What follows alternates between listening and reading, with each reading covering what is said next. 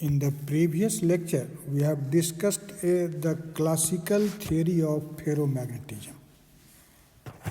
When you say classical theory, that means Weiss theory of ferromagnetism. Okay. Now, today we will see the quantum theory of this ferromagnetism. You know, definitely a new theory arises when there is some drawback, some shortcoming in the previous theory. In fact, when you talk about the ferromagnetism, according to Weiss theory, there is a spontaneous magnetization in ferromagnetic material.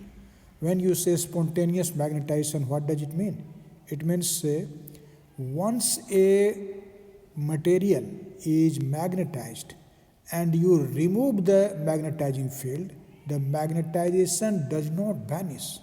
But even in absence or after the removal of magnetizing field, there is some magnetization. And that magnetization is called actually the spontaneous magnetization.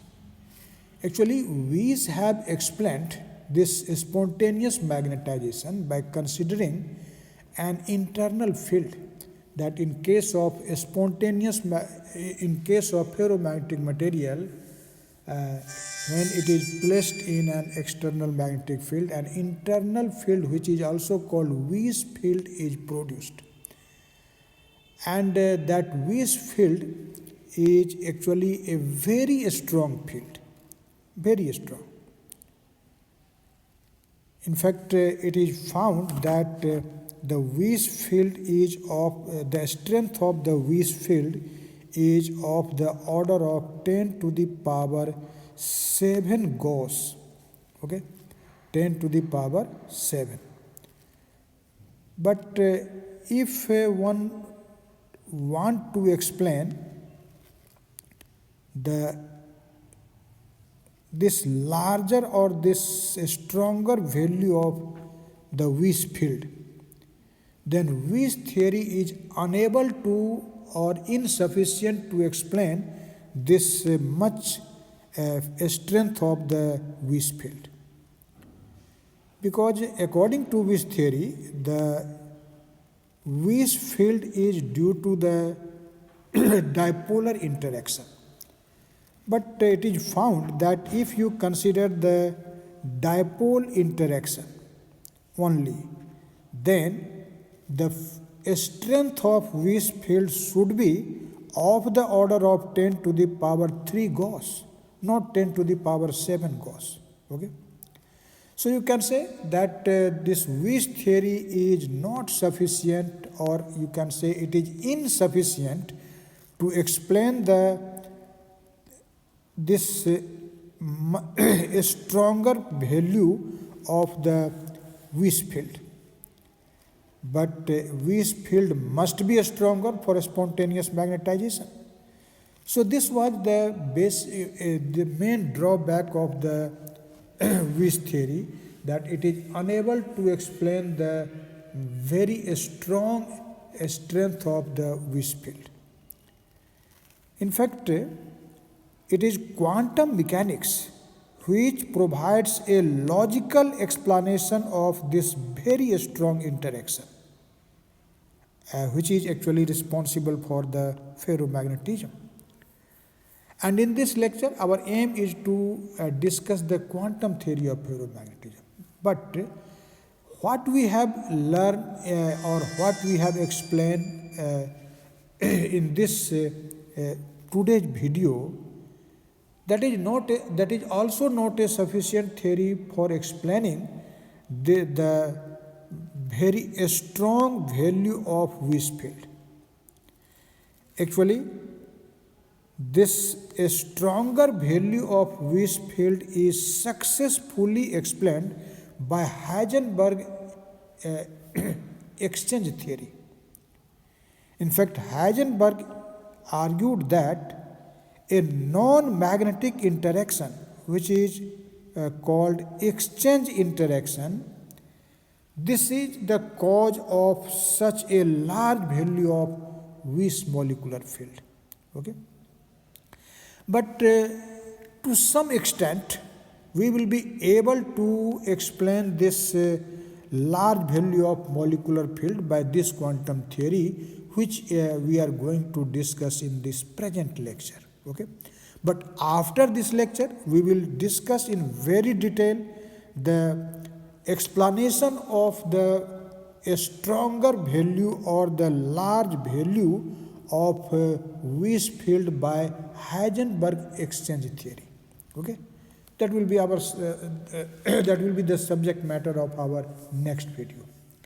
But in this present video, we are going to see the basic quantum theory of ferromagnetism, where we will explain the spontaneous magnetization, and to some extent we will be also able to explain how we can say that the molecular field or the Weiss field will be very strong. Okay. So now let us see how we can explain the ferromagnetic behavior or the spontaneous magnetization on the basis of quantum theory. Actually, this quantum theory of ferromagnetism has been developed on the basis of the quantum theory of paramagnetism.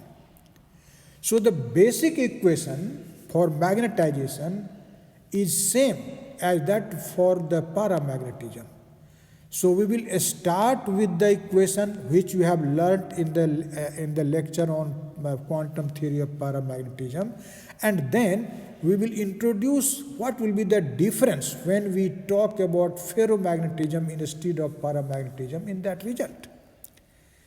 So remember, if you want to understand the quantum theory of ferromagnetism, before this you must watch my video on quantum theory of paramagnetism, and only then you can understand this present lecture, because here I will write some equation directly which has been explained clearly and in very detail in my lecture on quantum theory of paramagnetism.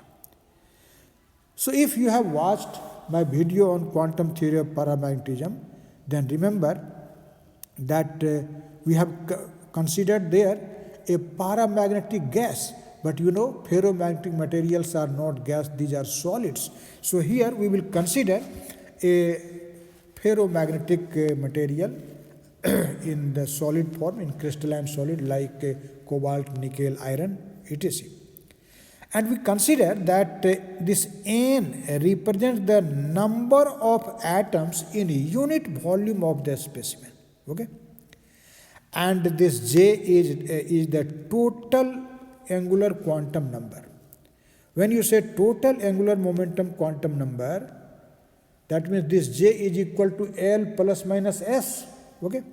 This represents the total angular momentum quantum number. Okay? Now, when this material will be placed in an external magnetic field to magnetize, magnetization is developed in it. And what will be the expression for magnetization developed in the specimen? You have already learned and discussed in very detail in the lecture on quantum theory of paramagnetism. So I am writing the expression for that magnetization directly here. Okay. So you have seen that M is given by this equation as I have written here in equation 1. This M is equal to N G mu B times summation over Mj running from minus J to plus J, Mj times exponential raised to the power Mj G mu B H over kBt, and divided by summation over Mj running from minus J to plus J e to the power Mj G mu B H over kBt. I have written this result directly, but you have seen how we can write this equation in my lecture on quantum theory of paramagnetism. Okay. Now actually, when we have discussed this result in case of paramagnetic material, we have seen actually two cases. First case was high temperature and low field or weak field, and the second case was low temperature and a strong magnetic field.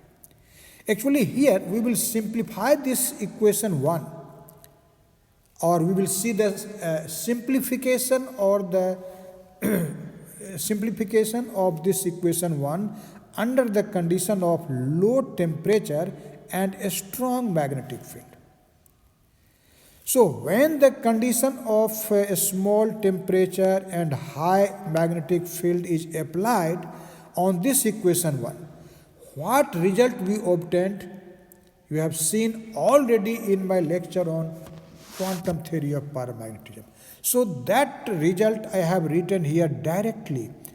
But if you have not watched my video on paramagnetism, you must watch, and there you will find the proof of this equation. Okay? So if your aim is to know how M has been written like this, you can see my video on quantum theory of paramagnetism. Okay? Now this Ng mu b, M equal to Ng mu b times 2j plus 1 over 2 cot hyperbolic 2j plus 1 over 2j times A minus 1 over 2j cot hyperbolic A over 2j. This was the expression. Okay. Now this Ng mu b, this is actually the maximum magnetization. This is called saturation magnetization. Okay. When actually all the magnetic dipoles are aligned along the magnetic field, then this magnetization is developed. So this is actually called saturation magnetization, because the value of magnetization will be never greater than this. And it is denoted by the symbol Ms. So M is equal to Ms times Bj of A. Actually here, this Bj of A has been written for the two terms inside this square bracket. Okay. In case of paramagnetism, I have written only B, not the subscript J, but here I have written subscript J, indicating that the value of this function will depend on the value of the total magnetic quantum number J. Okay, total magnetic quantum number J. Actually, this Bj of A, you know, this is known as Brillouin function. This is called Brillouin function. And what the other terms means, you have already learned. Can you say what is this G? Definitely you can say this is Lenz's splitting factor. And what is this mu B? Mu B is a well-known constant which is called Bohr magneton. Okay, you know it. And this variable A stands for what? You have seen earlier in case of paramagnetic solid, this A is given by this expression. A is equal to Jg mu Bh over kBt. Okay? And as I have told you, this Ms is equal to Ngj mu B. This is the saturation magnetization or the maximum magnetization. Okay. Actually, this result which I have written in this equation 1 or 2, or here the value of A, these all have been written for paramagnetic materials. But now our aim is to use these results for ferromagnetic materials. What difference you will make? You have seen there, according in Weiss theory, you have seen that all these results will be for a ferromagnetic material, only replacing this magnetic field H by He, where He is the total effective magnetic field. And this total effective magnetic field He is given by H plus Hi, and Hi, which is actually internal magnetic field or Weiss field, this is given by lambda times M. Can you say what is this lambda? What this lambda is called? This is called Weiss factor. Remember, this is called Weiss factor. And M is the magnetization. Okay. So if you want to write this equation 2 for the ferromagnetic material, or you want to write the value of A for ferromagnetic material, you have to replace this H by He. that is H will be replaced by H plus lambda m. And then you will get the value of this factor A for ferromagnetic material. So for a ferromagnetic material, A is given as Jg mu b times H plus lambda m over kBt. Okay. Here you know Kb is Boltzmann constant. Okay. Now, if you want to find the spontaneous magnetization, how you will find? You know, spontaneous magnetization is the magnetization which occurs when we remove the external magnetic field. So after making the external magnetic field as zero, what magnetization remains? That is called spontaneous magnetization. So if your aim is to find that very spontaneous magnetization, let us put H equal to 0 in this equation 3 and obtain the value of M. The value obtained after putting H equal to 0 will be called spontaneous magnetization. So you can see when we will take H equal to 0, then this equation 3 will become A equal to Jg mu b lambda m over kBt. And so from here you can easily find the value of m. So m is given by this expression. This is A kBt over lambda times mu b times g times j. Okay. Actually this m is not the ordinary or the general magnetization, but m represents in this equation 4 the spontaneous magnetization.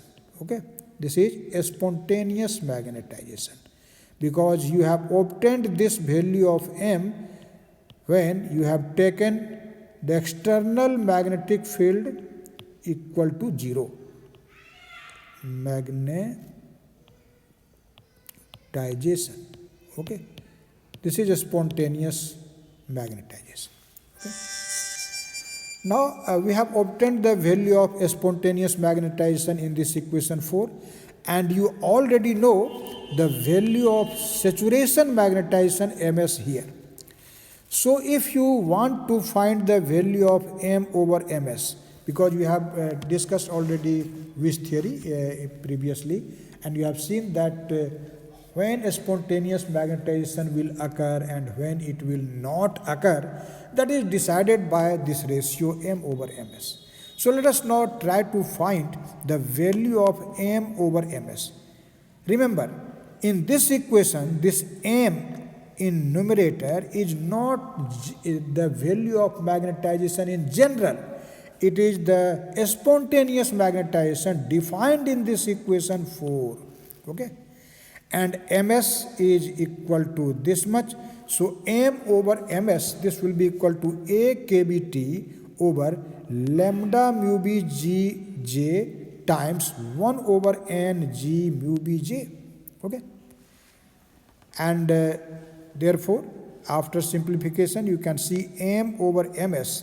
This will be A kBt over lambda n g square mu b square j square. Okay, and you can see this equation is just an equation of a straight line.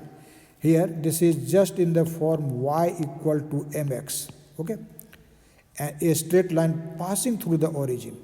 If you will plot here at the place of y, you can take m by ms. Okay, m by ms, and at the place of x you should take a, and the remaining factors kb times t over lambda n g square mu b square j square, that represents the slope of this straight line. Okay, so this slope will be equal to what? This is kb t over lambda n g square mu b square j square. This will be the slope of this straight line, and you can see the slope of this straight line actually depends on temperature. So at different temperature, slope of the straight line will be different. Okay. Now again, from this equation 2, which we have previously defined, you can see, from here we can find m over ms. That will be equal to simply bj of a, which is called Brillouin function. But remember, the symbol m for magnetization in this equation 2 does not represent the spontaneous magnetization in general. It is in general magnetization. This may be a spontaneous or this may not be a spontaneous magnetization. Okay? So when you will write the ratio of m and ms on the basis of equation 2, you can see then m is in general magnetization, not spontaneous only. So m over ms is then equal to simply the Brillouin function bj of a. And this Brillouin function, you can see equation 2, this is equal to this much. This is 2j plus 1 over 2 cot hyperbolic 2j plus 1 over 2j times a minus 1 over 2j cot hyperbolic a over 2j. Okay? Now actually, the spontaneous magnetization will exist when this equation 5 and this equation 6 will have a solution or will exist simultaneously. Only then you can say that a spontaneous magnetization will exist. So the conditions of a spontaneous magnetization are determined by the graphical solutions of this equation 5 and equation 6. Okay? So we will now plot a graph of m over ms in against of a. Okay, by the use of this equation 5 and this equation 6. You can see the graphical plot of m over ms in against of a will be a straight line passing through the origin, and at different temperature you will get the different straight line having different slopes. Okay. On the other hand, when you will plot m over ms in against of a, see equation 6, you will in general get a curve which is called Brillouin curve. In case of paramagnetism, you have seen that is called actually Langevin curve. But here, in case of classical theory of paramagnetism, that was called Langevin function, L of a. But in quantum theory, this Langevin function is just replaced by Brillouin function. Okay. So now let us see the graphical plot here. Actually, you can see I have shown in this figure 3 straight lines which has been obtained by plotting m over ms in against of a on the basis of this equation 5. Okay. At different temperatures. Actually, I have considered a particular temperature. What is that particular temperature? We will know sometime later. Let us consider a particular temperature denoted by the symbol theta f. And so this first straight line has been obtained when t is greater than theta f. What is this theta f? And we will learn after some time. Okay. And this second straight line is obtained for t equal to theta f, and when t is less than theta f, then this third straight line is obtained. So for understanding this concept, I have considered 3 straight lines which has been obtained by plotting m over ms in against of a on the basis of this equation 5, as you have seen, at 3 different temperatures. Okay, and this curve which I am marking by number 4 is the Brillouin curve, and this curve has been obtained on plotting m over ms in against of a on the basis of equation 6. You can see here on this equation, and this also passes through the origin. Okay, now you can see actually when you will see the graphical plot, you can see that the slope of the straight line which is given by this is just proportional to T. You can see. So at larger temperature, when T is greater than theta f, its slope will be larger. Okay? And for a smaller T, its slope will be smaller.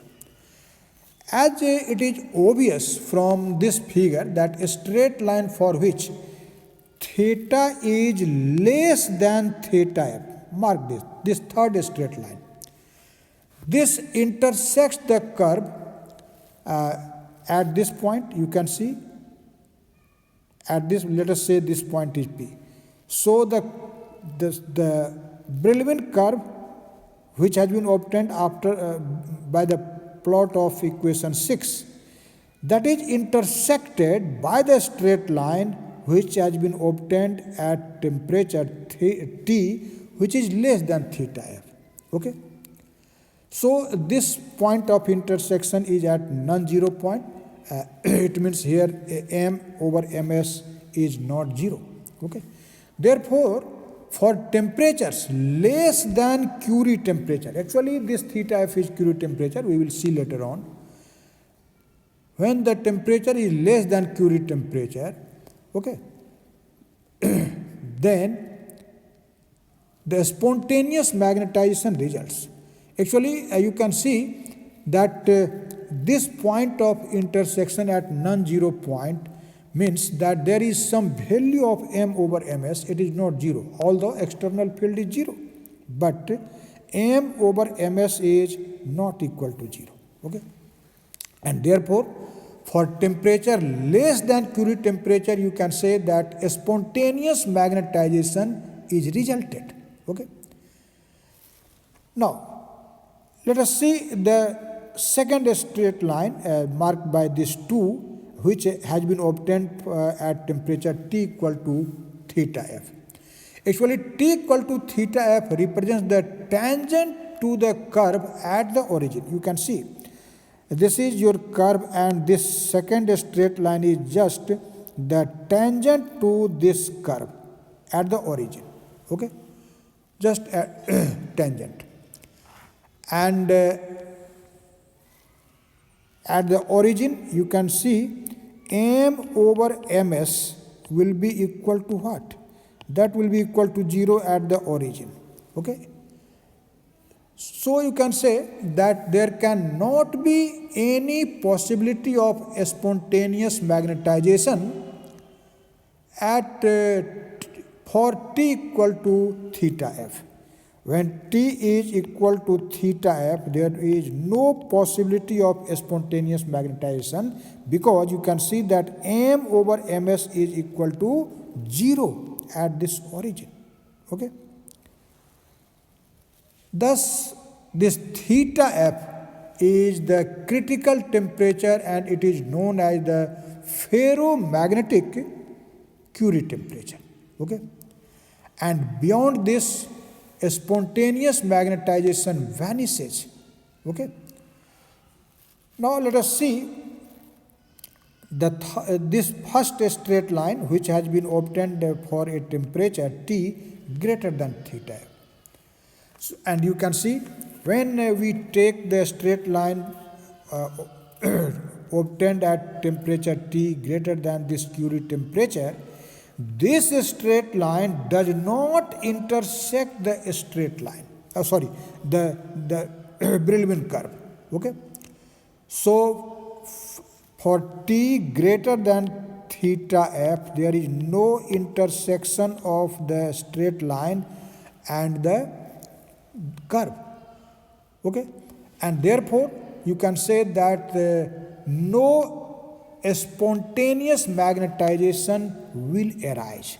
Okay, so what we conclude from here, you can see the spontaneous magnetization actually arises, okay, or it occurs only when there will be the temperature is less than this theta f, that is less than Curie temperature. It means a spontaneous magnetization arises or it occurs at a temperature when our material is below the Curie temperature. Okay? and at Curie temperature this spontaneous magnetization vanishes, and above it never occurs. Okay, never occurs. So now mathematically we can find the condition for the existence of this spontaneous magnetization. You can see that it is necessary that the slope of the straight line at the origin, this is the slope of this straight line for which t is less than tf, this is actually less than the slope of the curve. Only then there will be an intersection between these two and spontaneous magnetization will occur. And therefore, the necessary condition for the existence of spontaneous magnetization will be what?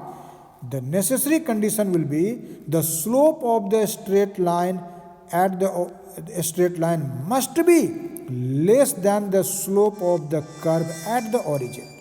Or in other words, you can say that the slope of the curve at the origin must be greater than the slope of the straight line. Okay. Now let us find the slope of the straight line at the origin, slope of the straight line, not at the origin, and slope of the curve at the origin. Let us try to find it. How you can find it? So actually what I have explained, I have actually mentioned everything here for your convenience.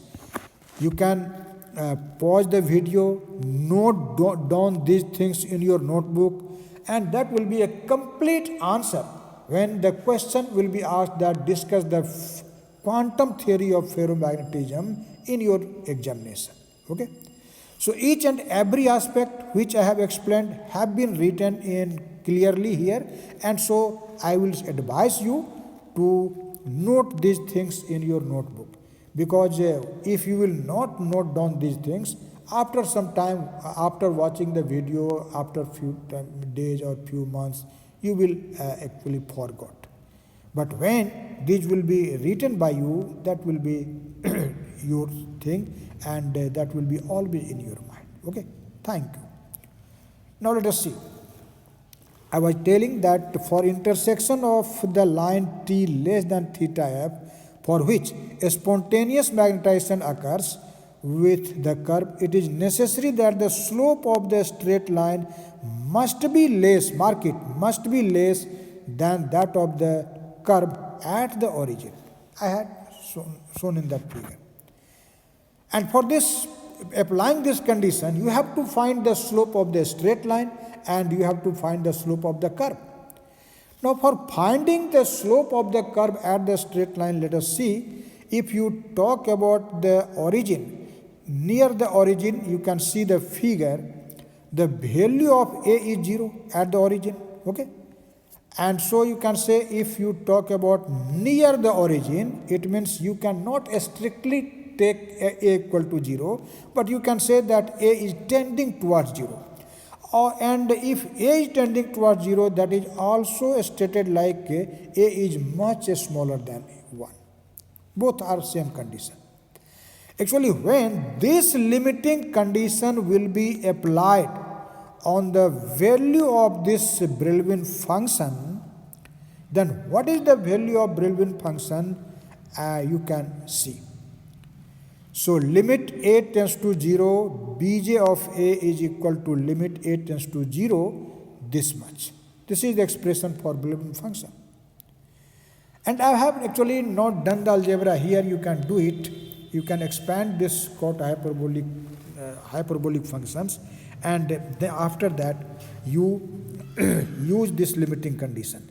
And it is seen when we will apply this limiting condition, you will get that this comes out to be j plus 1 over 3j times A. So you can say near the origin, this Brillouin function is equal to almost this much, j plus 1 over 3j times A. And so you can say, but this Brillouin function is equal to m over ms. Here m is not a spontaneous magnetization, mark it. This is magnetization in general. So m over ms, which is equal to bj of A, that is equal to this much. Okay.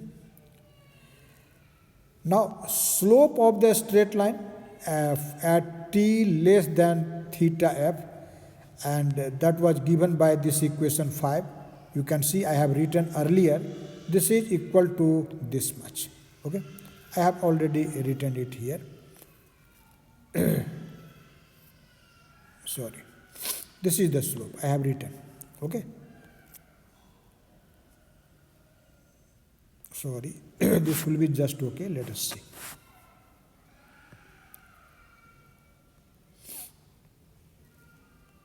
This is just okay. So this is the slope of the straight line. Now for a spontaneous magnetization to occur, you have seen the slope of the curve must be greater than the slope of the straight line at the origin. Okay, and for this you can see this is j plus 1 over 3j times a. Actually here this j plus 1 times a over 3j, this is the value of this Brillouin function. Okay, and this is not the slope, but this is the value of Brillouin function. But that Brillouin function is equal to m over ms. Okay, and that m over ms is equal to this much. See here, m over ms is equal to this much. Okay, slope is although except kt over n lambda n g square mu b square j square, but we are talking about m over ms. So we will equate the value of m over ms from equation 5 and from equation 6. Okay, and when you will take the value of m over ms, then a is present here, you can see. So you can say that for the existence of a spontaneous magnetization, j plus 1 over a, j plus 1 over 3j times a must be greater than this much, that is a kbt over lambda times n g square mu b square j square. And now this a will cancel in both sides, and you can say that this j plus 1 over 3j, this must be greater than kbt over lambda n mu j square.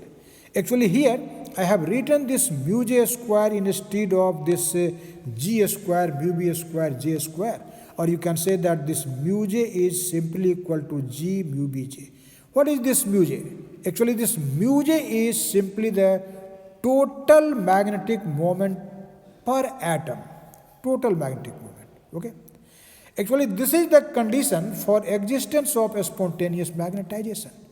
When j plus 1 over 3j is greater than kbt over lambda n mu j square, then the material will be in ferromagnetic material will exhibit actually ferromagnetic behavior.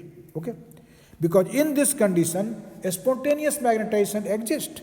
So this is the mathematical condition for the existence of a spontaneous magnetization. Now something we will note from this result, that when you talk about temperature T less than theta, you have seen that then a spontaneous magnetization occurs. But when you have taken T equal to theta f, then ferromagnetic substance changes to paramagnetic substance.